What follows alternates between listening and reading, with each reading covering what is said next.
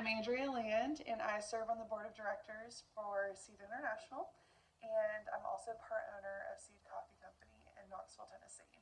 I was initially drawn to the world of coffee because of my love of teamwork and relationship building and connection, and coffee shops provide this open space and open door to the community and an amazing opportunity to offer hospitality to people that otherwise you would never get to meet, maybe never cross paths with.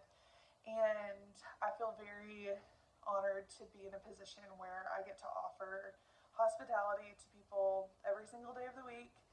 And, they may be coming from school, they might be going to work, they might be working at the coffee shop, it might be a mom that just needs a little break.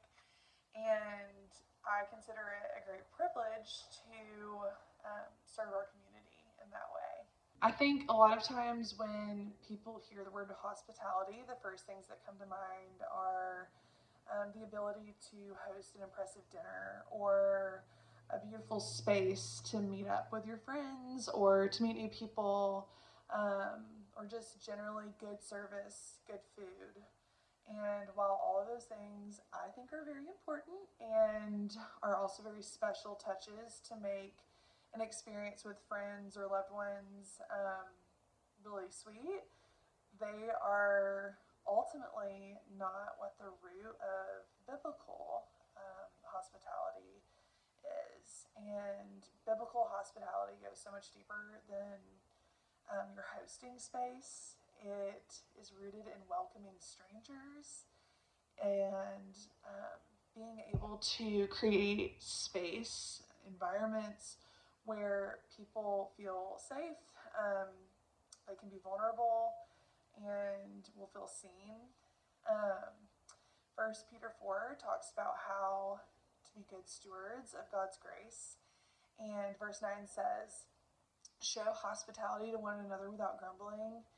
Ultimately, biblical hospitality reflects God's heart for people, and us as believers are also called to partner with Him in loving on believers and non-believers alike. So, what does that look like? Acted out in our daily lives.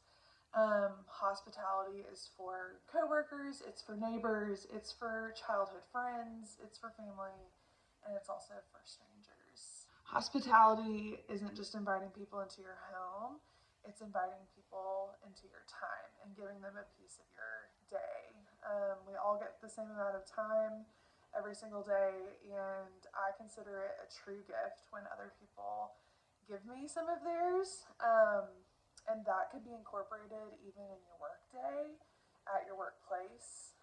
That can look like going on a walk during your lunch break with a coworker. It can look like regular check-ins with somebody that you're praying for, whether that's an employee or a coworker.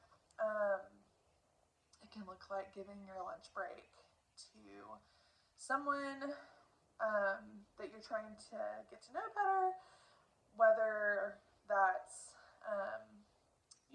somebody in your workplace or outside of that. By giving people your time, you are creating a space and an open platform for people to share and to feel seen and to connect with you. And that is what Jesus did on a day-to-day basis while he was on earth, and the example of hospitality that he gave us. And I think ultimately that's the most simple kind of hospitality that we can show the people around us, because it doesn't involve a building, it doesn't involve cooking dinner for somebody, it doesn't involve anything other than you being present with them the way that Jesus was present with the people that he came face to face with while he was on earth. Biblical hospitality is an invitation for us to see the people around us the way that Jesus does. And we have that opportunity in our workplaces or in our own homes to see clients, friends, employees as image bearers of God and to treat them as such. We were first shown this hospitality by Christ when he invited us into his family of believers. And so my prayer for you is that He will reveal to you creative ways that you can share His love and open up your home, your heart, your table to people around you that maybe you wouldn't have otherwise thought about. And this is the perfect time of year to focus on practicing hospitality as we're entering into a season of holidays.